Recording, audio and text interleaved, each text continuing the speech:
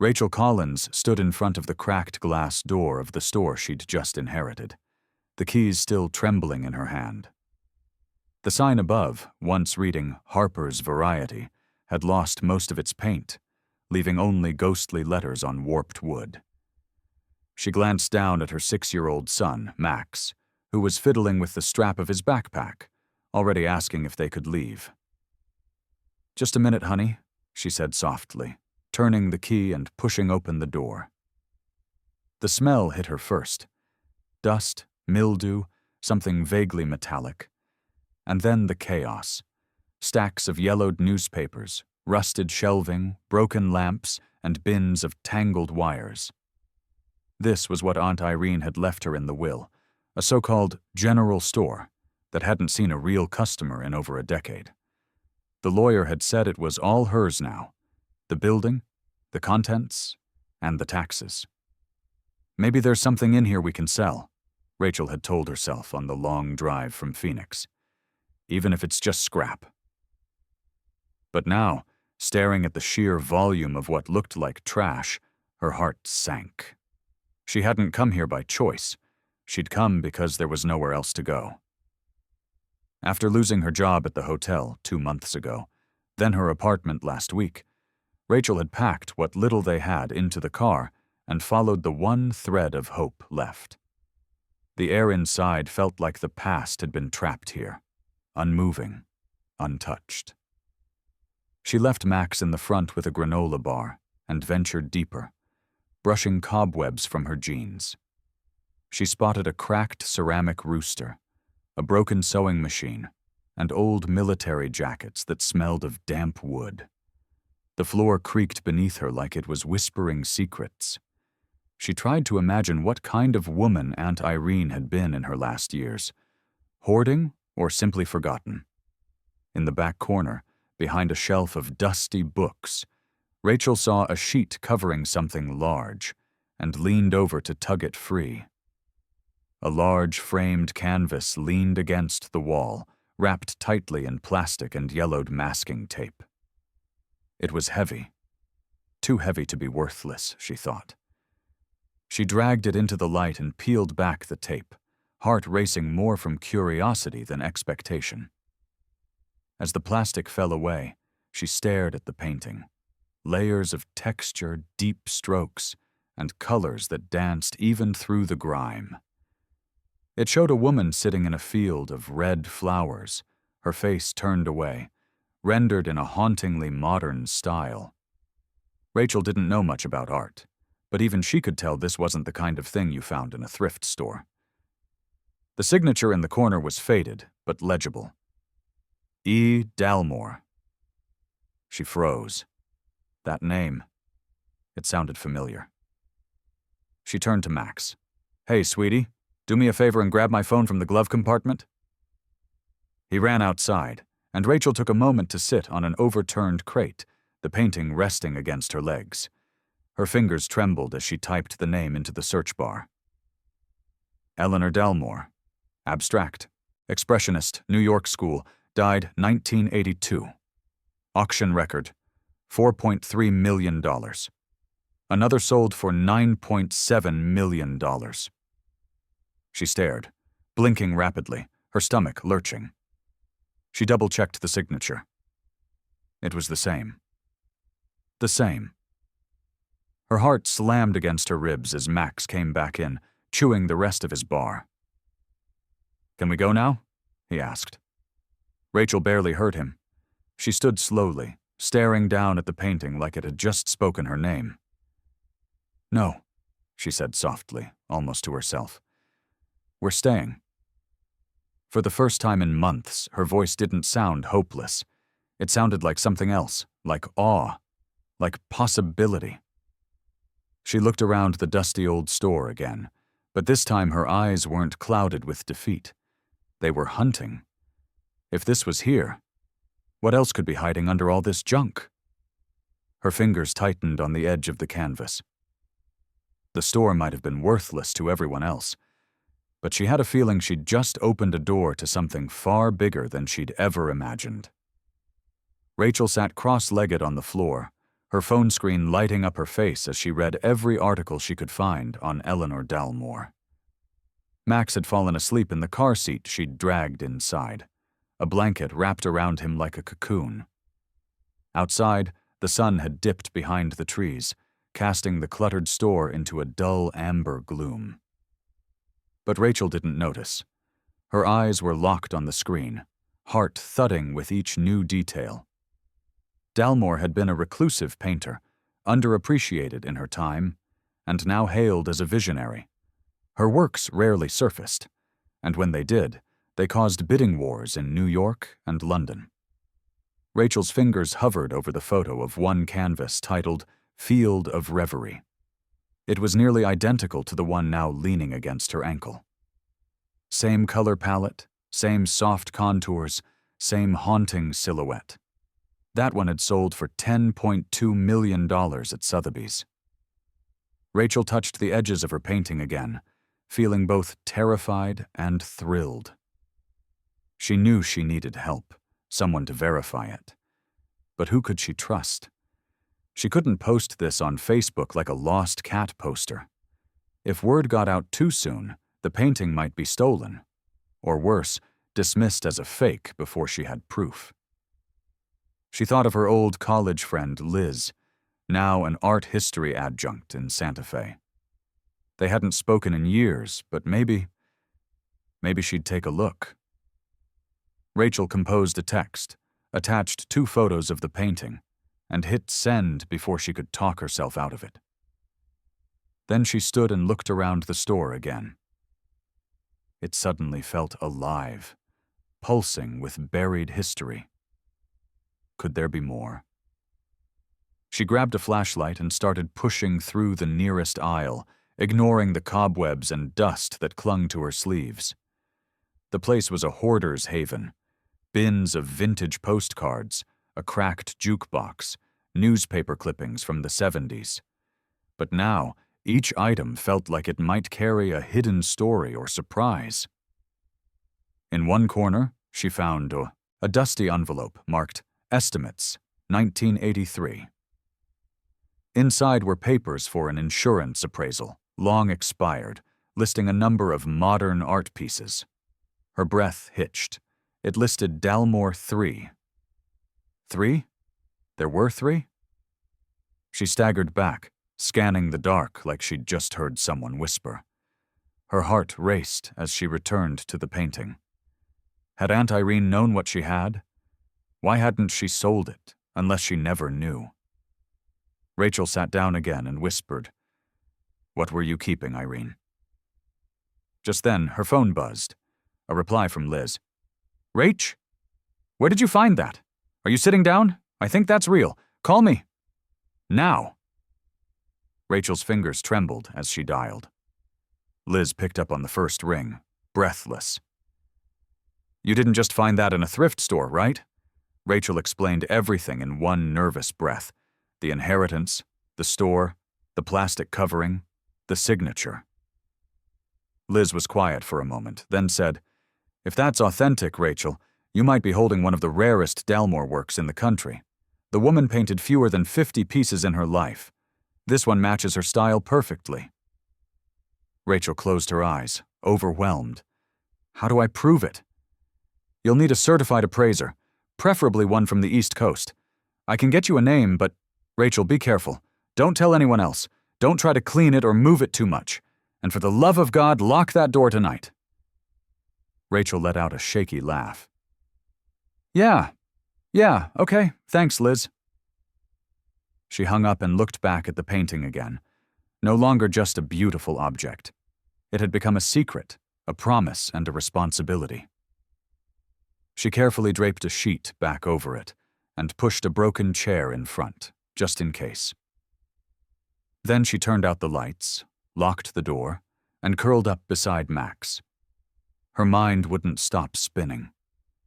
She thought of debt collectors, of Max's scraped-up shoes, of how long it had been since they'd had a real home.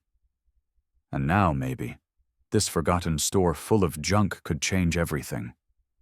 But deep down, she also felt the rising edge of fear. If the painting was worth millions, who else might want it? By morning, the town felt different.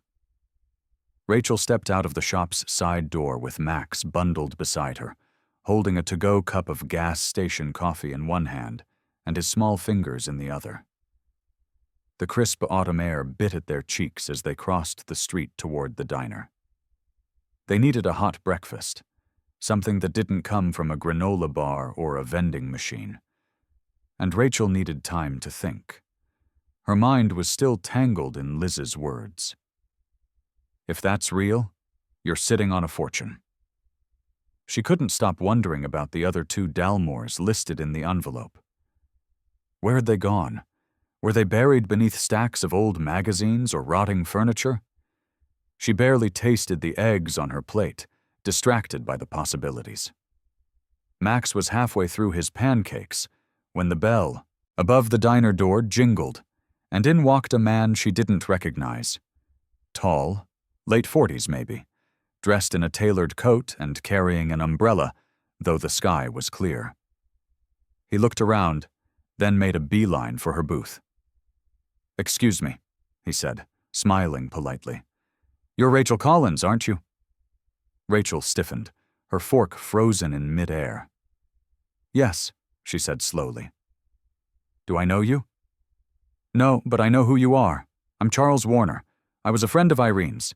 His handshake was warm, but lingered a second too long. I used to come by the store, years ago. Sorry for your loss." Rachel nodded cautiously, instinct prickling. "Thank you." "I heard you inherited the place," he continued, sliding into the opposite seat uninvited. "I always wondered what would become of it. Shame it's fallen into such disrepair." Rachel forced a smile. "Well, I only just got here." Charles's eyes narrowed slightly. "Did Irene ever mention the art pieces she had in the back? She had some interesting items." Rachel's stomach clenched. She said nothing, just took another bite of eggs. "It's funny," he said, stirring his coffee. "A few of us around here always thought she had something valuable tucked away. You know how she was. Never threw anything out. People used to say she bought a piece by Eleanor Dalmore once, back in the 70s. Can you imagine?" His eyes locked on hers, searching for reaction. Rachel blinked slowly, swallowed. "I'm not sure what's back there yet. Just a lot of dust." He chuckled. "Well, if you do find anything special, I'm something of a collector. Wouldn't want you to accidentally toss $1 million canvas in the dumpster." Rachel smiled tightly. "Good to know." He left a card on the table. Cream-colored, thick paper, his name in gold foil. "Just in case," he said, rising. "Enjoy your breakfast." The moment he stepped out, Rachel exhaled. Max looked up. "Who was that man?" "No one," she said too quickly, stuffing the card into her bag. Back at the store, Rachel locked the door behind them, heart thudding. She turned to Max. "Okay, buddy. No opening the door for anyone, okay? Not even if they say they knew Aunt Irene?" He nodded solemnly. She walked back toward the rear of the store, flashlight in hand, hands shaking slightly. Warner hadn't just stumbled across her. Someone had told him. But who? Had the lawyer talked? Or had someone seen her with the painting last night through the shop window? She found the old ledger cabinet again and knelt beside it, flipping open drawers. Receipts, letters.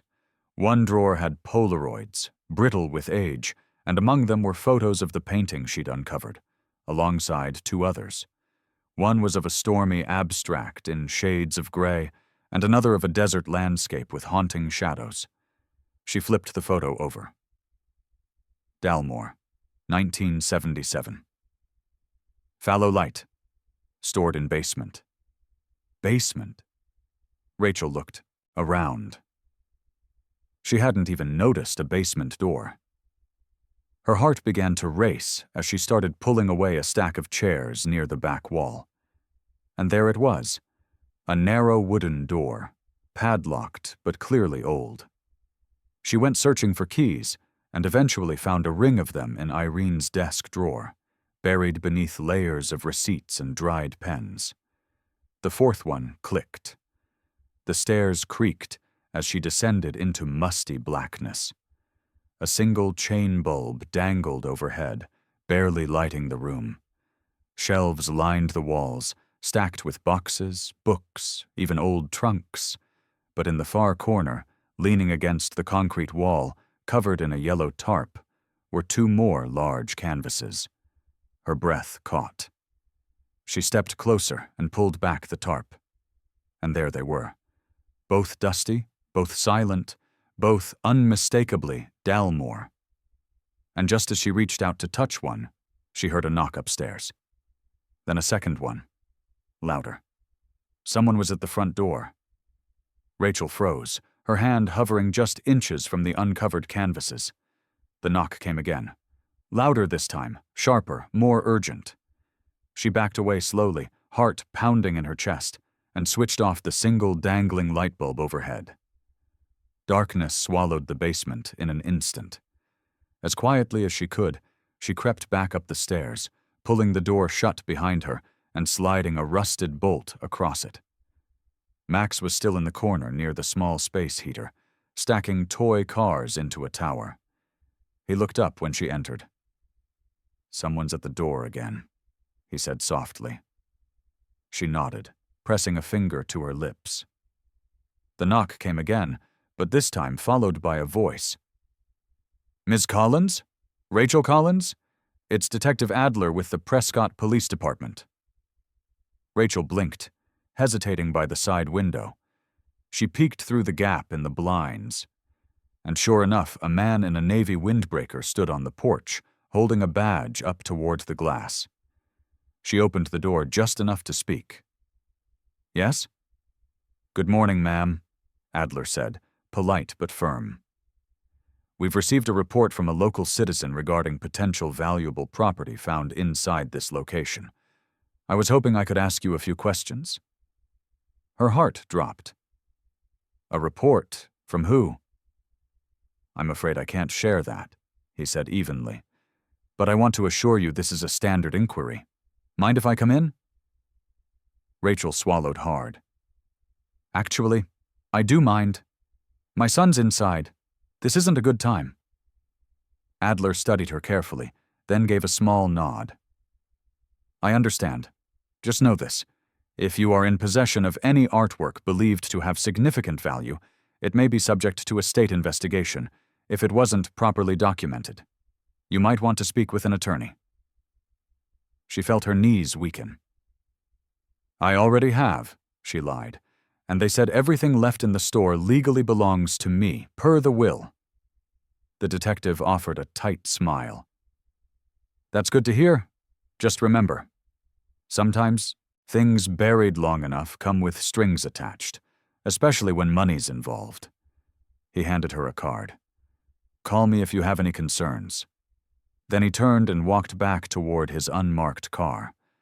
Rachel shut the door slowly and locked it behind him. She stood there for a moment, trying to breathe, trying to think. Charles Warner. It had to be him. Somehow, after their short conversation at the diner, he'd alerted the police, or at least raised a flag high enough to draw attention. Maybe he wanted to scare her into handing over the painting. Or worse, maybe he thought he had a right to it. She dropped into the nearest chair and rubbed her face. Max came to her side and leaned against her. "Are we in trouble, Mommy?"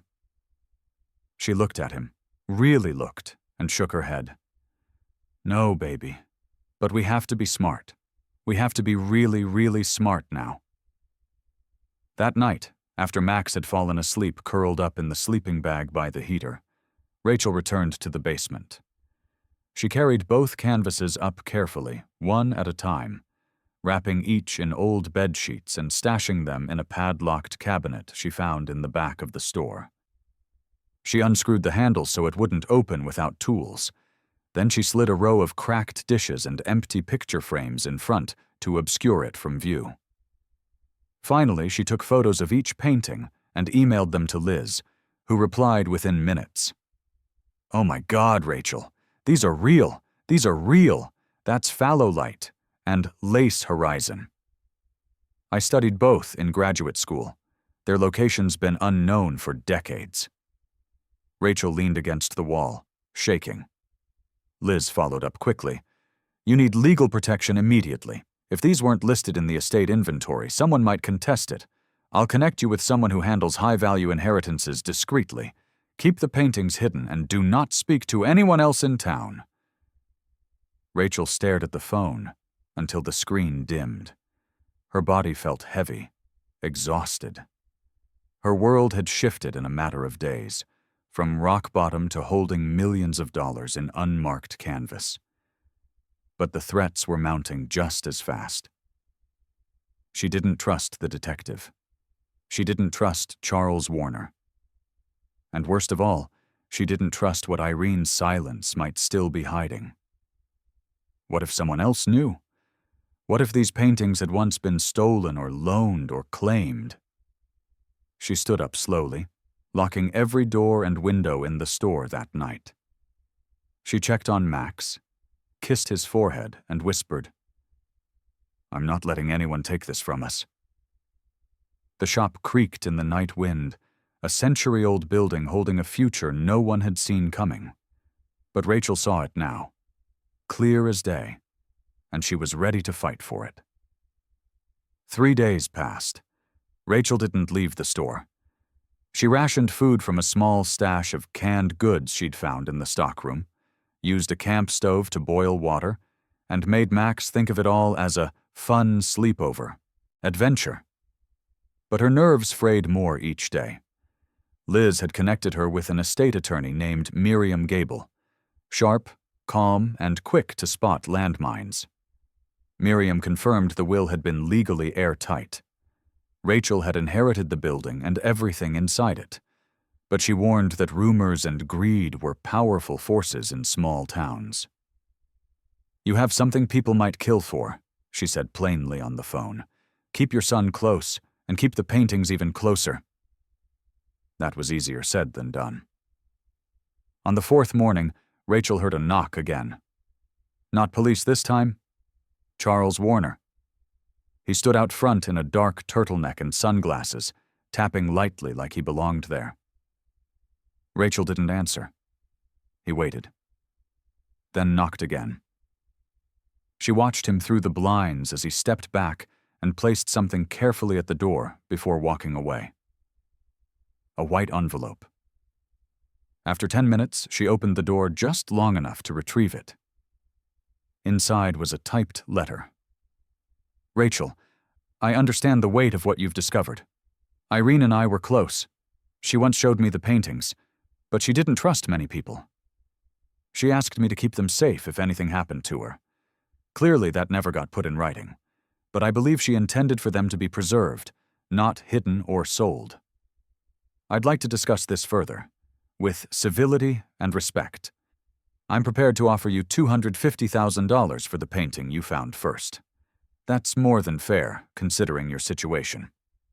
I hope you'll consider my offer before outside parties get involved. Sometimes privacy is worth more than auction price." C.W. Rachel's hands trembled. She reread the letter, then folded it and shoved it into a shoebox behind the counter. $250,000. It was meant to scare her. She could feel it. He knew what the painting was really worth. He was hoping desperation would force her hand. That afternoon, she emailed Liz's lawyer with a photo of the letter. Miriam's response came fast. "Do not respond. Keep it. And document everything he sends or says. He's baiting you. We'll handle this." Rachel knew then she was no longer just the accidental owner of 3 priceless paintings. She was in a chess match she hadn't asked to play.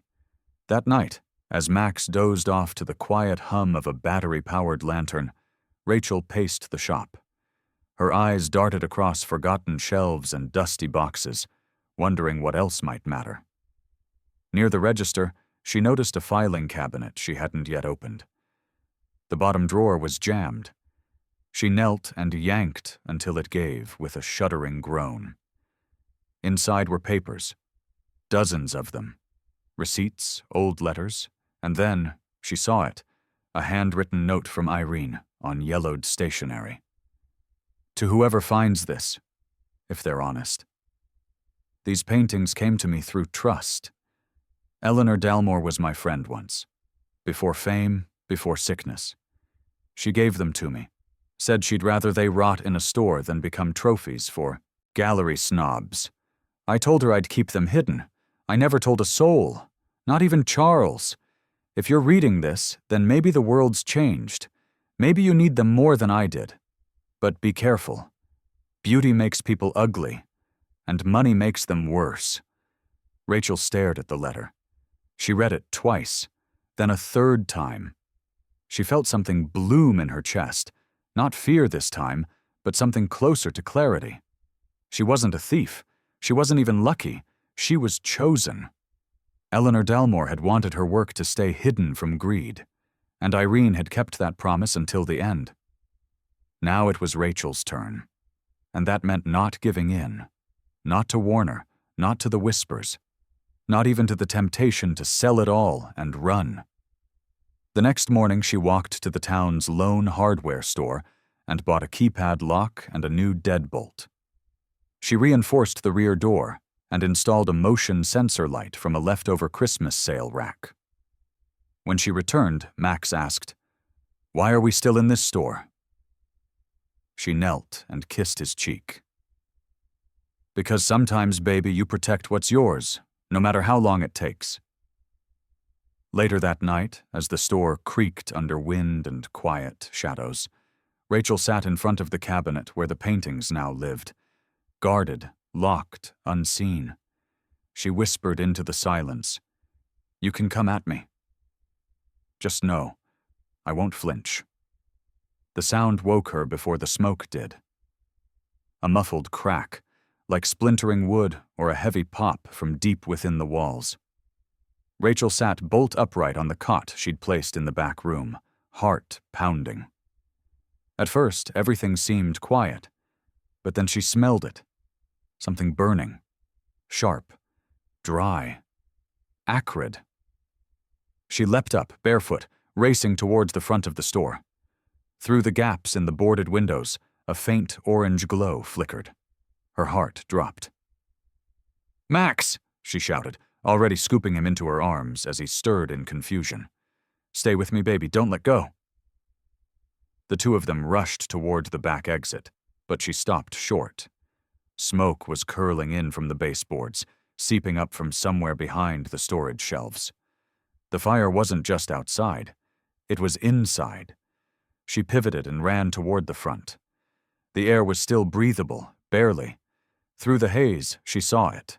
Flames licking up from a broken crate near the electrical panel, catching on old papers and cardboard. Someone had set this. She knew it immediately. The old breaker box hadn't worked since she arrived. This wasn't an accident. This was a warning, or a theft attempt, or both. "Mommy?" Max coughed into her shoulder. "It's okay, I've got you," she lied. Her fingers shook as she reached for the fire extinguisher she'd stashed behind the counter days ago, praying it hadn't expired. She pulled the pin and sprayed, covering the flames enough to slow their crawl. The back hallway was still too thick with smoke, but the front, if she moved fast, might give them an escape. She tied a damp cloth around Max's face and wrapped him in her coat, then forced the door open with her shoulder. They stumbled out into the night. Cold air slammed into her lungs, and for a moment, all she could do was cough. Sirens were already approaching. Someone must have seen the smoke. Maybe that old man who lived next door. Maybe the sheriff himself. But as she turned back toward the store, a flicker of panic overtook her. The paintings, the cabinet, the basement, everything was still inside. She set Max down with a blanket from the car and told him not to move. Then, ignoring the protests of her own body, she sprinted back inside. The fire hadn't spread far, just localized damage near the panel, and the smoke was already thinning. The fire department would be here in minutes. But she didn't have minutes. She had seconds. She ran for the cabinet in the back, pulled aside the fake clutter she'd stacked in front of it, and unlocked it with trembling hands. The canvases were there. All three. She slid them into the fireproof portfolio case Liz had mailed her the day before. The zipper caught. She forced it shut. Her ears rang as she bolted for the door again, lungs screaming. As she burst outside, she saw the fire trucks rounding the corner, lights blazing. She collapsed to her knees beside Max, clutching the case to her chest like a shield. A paramedic ran up to her, checking Max first, then her, both of them breathing heavily but safe. "You're lucky," he said. "Fire didn't get too far. Another 5 minutes and the whole place might have gone." Rachel nodded, too winded to speak. The firefighters moved fast, hosing the last of the sparks, venting smoke from shattered windows. The store was damaged, but not gone. The paintings were safe. Max was safe. But something inside Rachel had snapped. This wasn't a chess match anymore. This was war. A detective showed up before dawn, not Adler. Someone new, someone less composed. He asked the usual questions. Did she have enemies? Had she noticed anything suspicious? She gave careful answers. "No," she said, eyes steady. "But someone wants me out." When he asked what might have been valuable enough to target, she lied. "Just memories, family things. People assume there's money, but they're wrong." He nodded, taking notes. But Rachel knew better. So did whoever lit that match. After they left, and the sun rose over the battered storefront, Rachel sat on the curb with Max beside her, wrapped in blankets and sipping cocoa from a volunteer's thermos. He was quiet for a long time before he finally whispered, "Are we going to live somewhere else now?" Rachel looked at him. "No, baby, we're not leaving. Not now. Not ever." She pulled the fireproof case tighter to her chest. She wasn't just protecting a few paintings anymore. She was protecting a future. For Max. For herself. For the woman she was becoming. Let them try again. She'd be ready. The smoke had barely cleared when the lawyer called. "I don't want to alarm you, Rachel," Miriam said, voice taut, "but something's been filed in the Prescott County Recorder's office, an emergency injunction. A man named Charles Warner claims your late aunt sold him the Dalmore paintings years ago in a private, undocumented transaction." Rachel gripped the edge of the kitchen counter so tightly her knuckles blanched. "That's a lie. Irene never sold them. I found her letter. She said she kept them hidden on purpose." "Doesn't matter," Miriam replied. He filed. "It'll take time to dismiss it, but while it's active, you can't sell or move the artwork without violating court order." Rachel looked across the store, now scarred with smoke but still standing. The paintings were locked again in the reinforced cabinet, untouched. "So I'm just stuck?" "Temporarily, but we've already responded. I'll push to have the claim thrown out. Irene's letter, plus your inheritance documents, give us leverage. Just be ready. This is going to get public." Rachel had dreaded that part more than anything. But sure enough, 2 days later, a local news station parked its van outside the store. She drew the blinds and didn't answer the door, but they stayed for an hour, filming the boarded windows, the charred wall, the Harper's Variety sign still hanging lopsided above the entrance. That night, Liz called. "You're not going to believe this, Rach. Sotheby's got wind of the situation. They just published a statement confirming interest in 3 long-lost Dalmore pieces believed to be in Arizona. They want to open a private negotiation, confidential. No auction floor." Rachel sank into a chair. "I can't sell anything right now, Liz. There's an injunction." "I know, but Sotheby's is offering legal backing, too. They want to help you authenticate the works. On the record, if we do this right, they'll push for an appraisal that kills Warner's claim." Rachel sat in silence. Every part of her was exhausted. The fire, the threats, the legal fog she hadn't asked for. But beneath all that, opportunity. Real, life-altering opportunity. So they're offering, what exactly? A private evaluation, quietly, at your location. Then they'll issue a verified appraisal, which we'll file as evidence. If Warner's claim is fabricated, the judge will throw it out. And once that happens, Rachel, one of those pieces could bring in $10 million. That's generational money. Rachel felt her chest tighten. She looked over at Max, asleep on a cot beneath a quilt of mismatched patches. She thought of the debt she carried like a second skin, of the jobs she'd lost, of the Christmases she'd skipped dinner so he could have one toy under the tree. She looked back at her phone. "Okay, do it. Tell Sotheby's I'll let them in. But it has to happen here. And no cameras, no reporters, just me, them, and the truth." Liz exhaled. "I'll make it happen."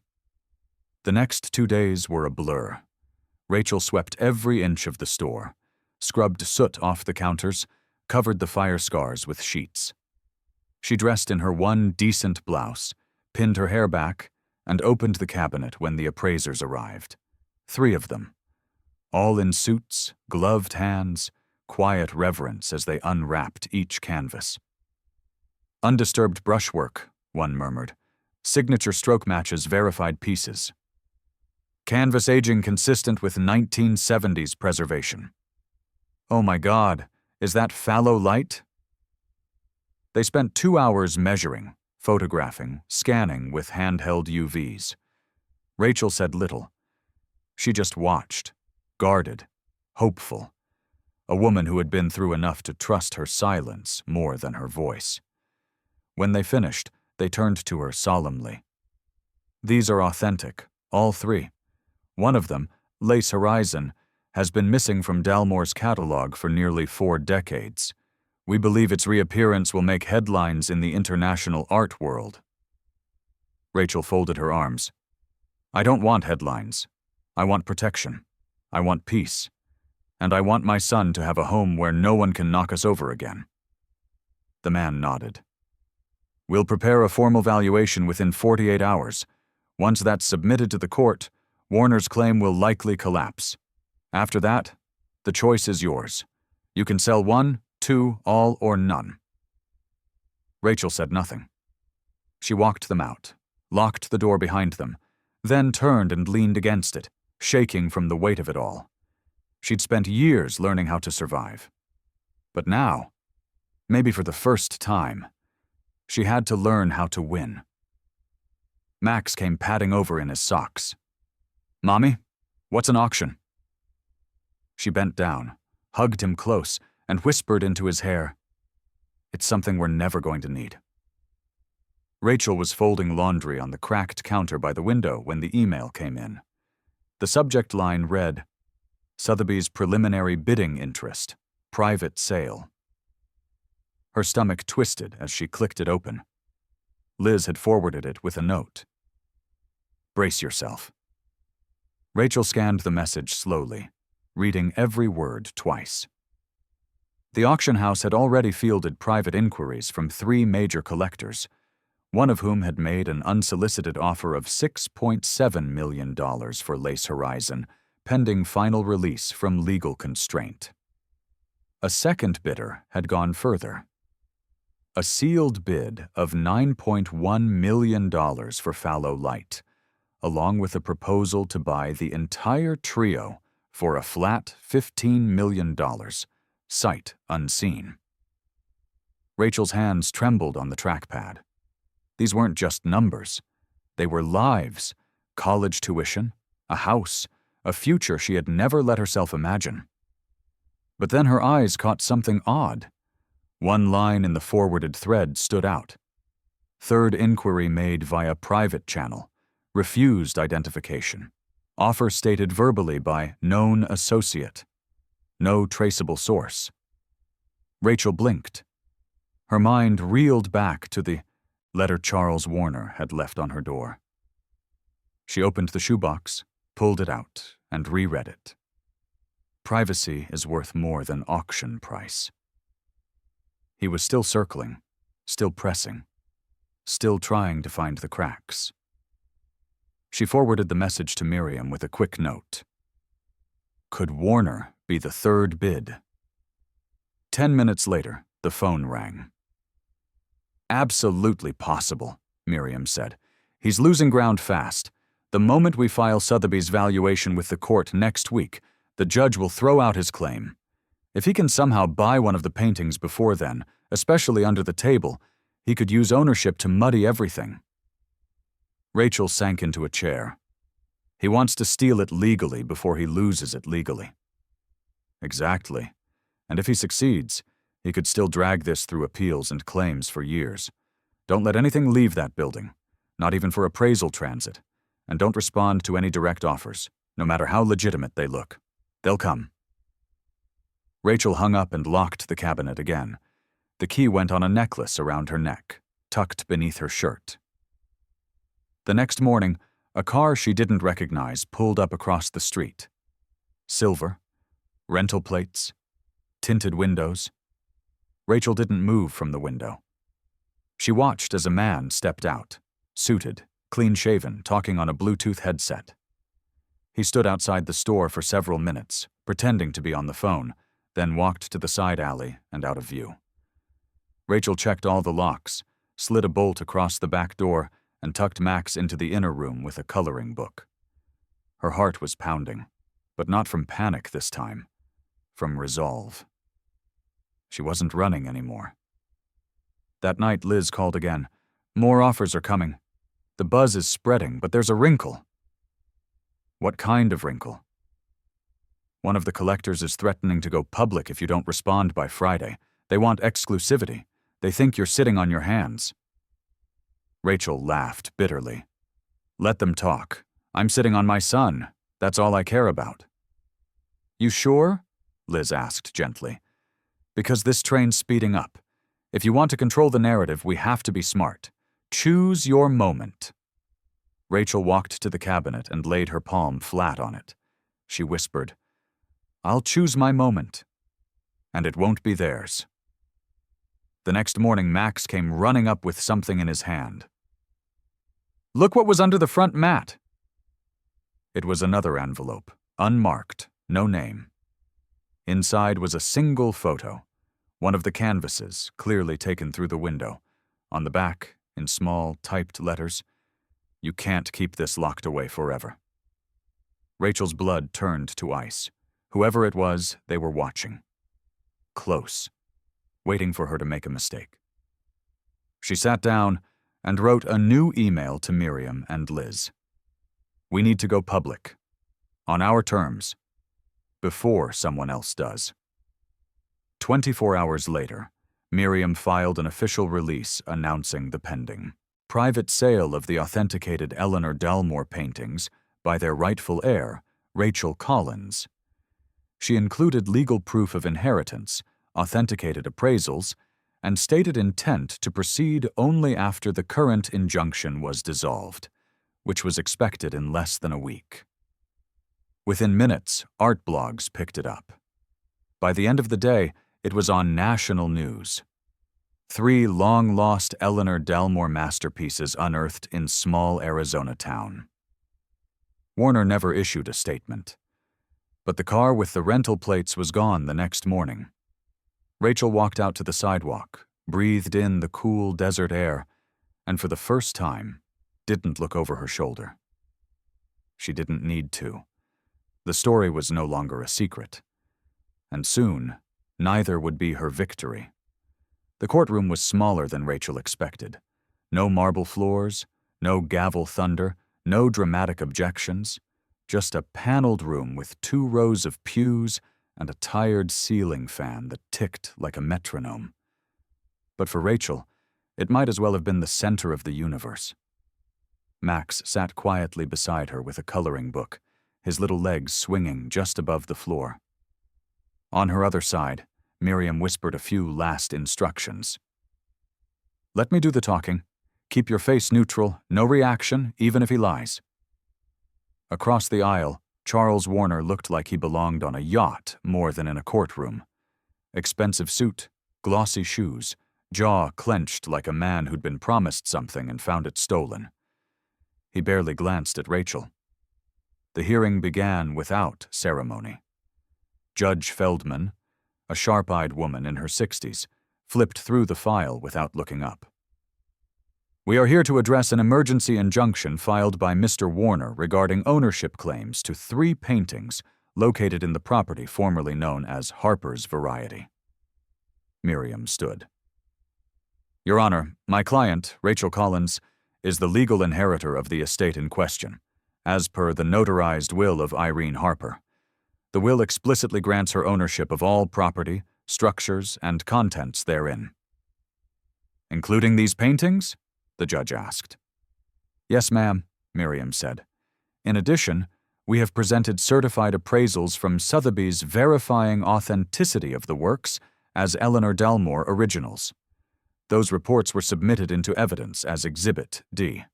The judge nodded. "And the letter?" Miriam handed it over. "Found on the premises. A handwritten note by the deceased indicating intent to keep the paintings hidden. She states clearly that she told no one, not even Mr. Warner." The judge turned to Charles. "Mr. Warner, you're claiming these were given to you by Ms. Harper years ago. Do you have a bill of sale, transfer documentation, insurance listing, or any written evidence?" Charles stood stiffly. "No, Your Honor. Irene was private. It was an agreement between us, and she never finalized it in writing." "So you're asking this court to override a FI, notarized will based on an undocumented handshake?" "It wasn't a handshake," he snapped. "It was a relationship. I cared for her. She said she wanted me to have them." "That may be," the judge cut in.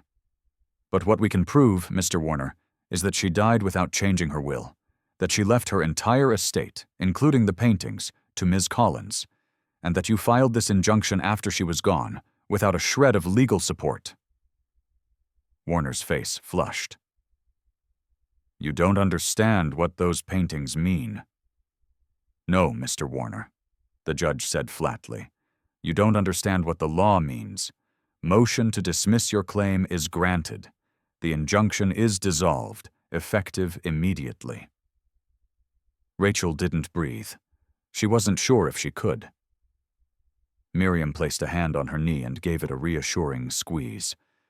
The judge continued, voice brisk. "Ms. Collins, the court recognizes you as the sole legal owner of all contents found within the inherited property. You are free to proceed with any personal or commercial arrangements related to said property. This hearing is concluded." The gavel struck. Once. It was quieter than she'd imagined. The room exhaled. Charles Warner turned sharply on his heel and stormed out without another word. Rachel remained seated, stunned, as the clerk filed papers and the judge stepped out the side door. Miriam finally leaned in. "It's over." Rachel blinked. "It's really over?"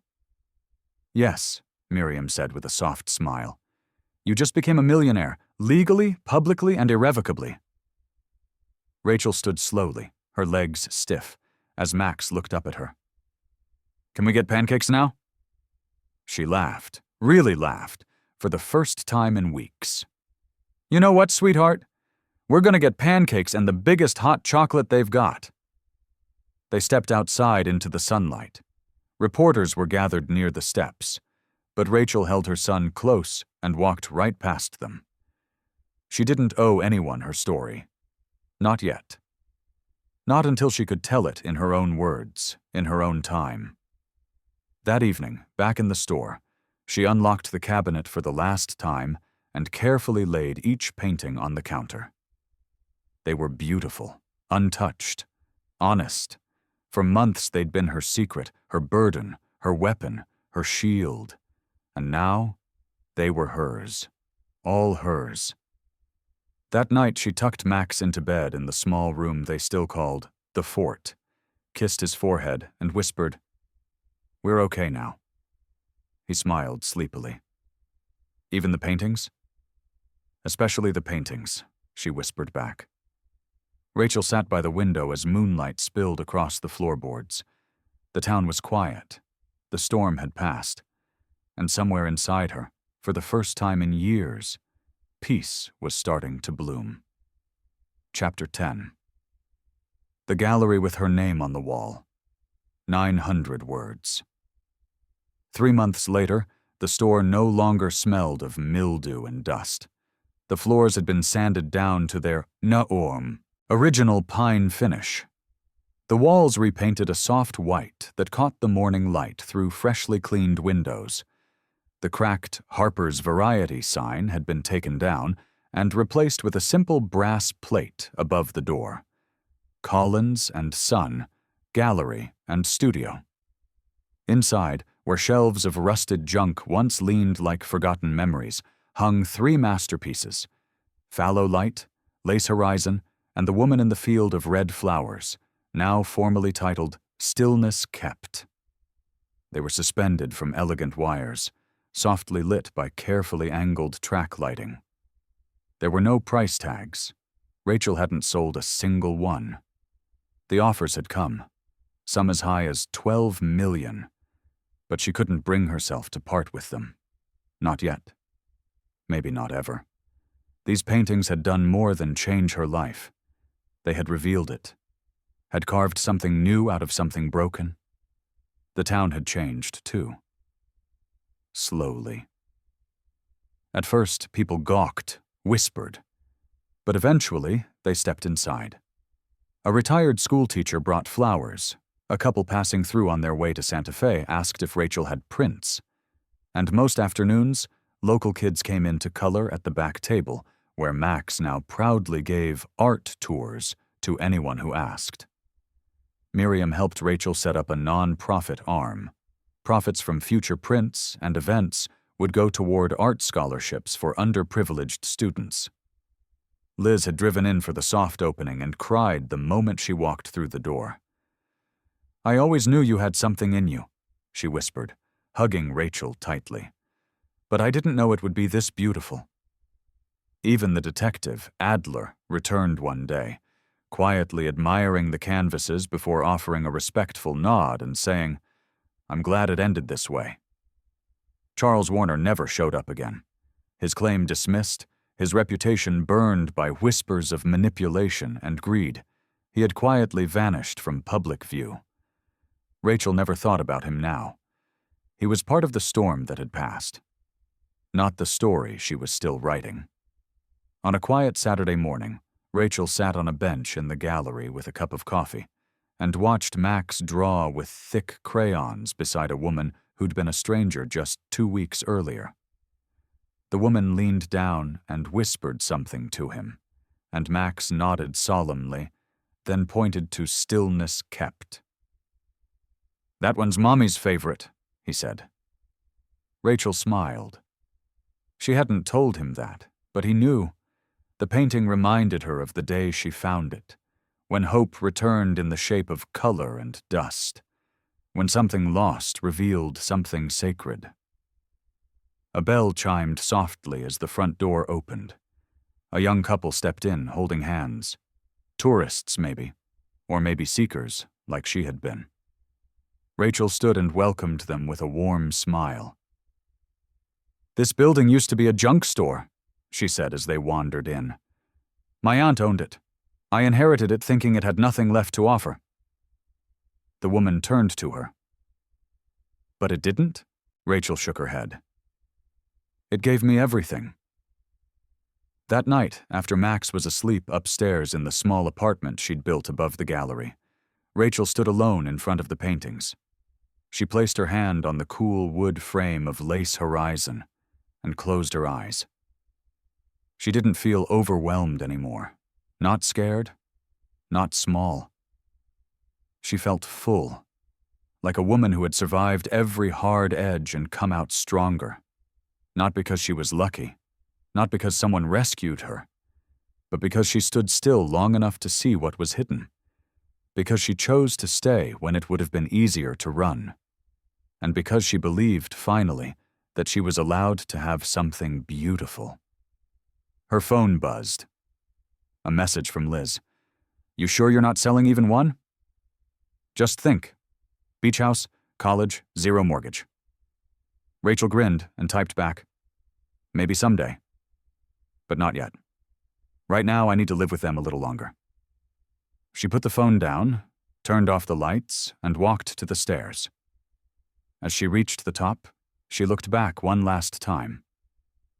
The gallery glowed faintly in the dark. Her name was on the wall. Her son was sleeping upstairs. And in a world that had once told her she had nothing, she now had everything. Please like, share, and subscribe to support more true-hearted stories on General Common Tales. If you found that painting buried in the back of a crumbling store, would you keep it or sell it all away? Tell us in the comments.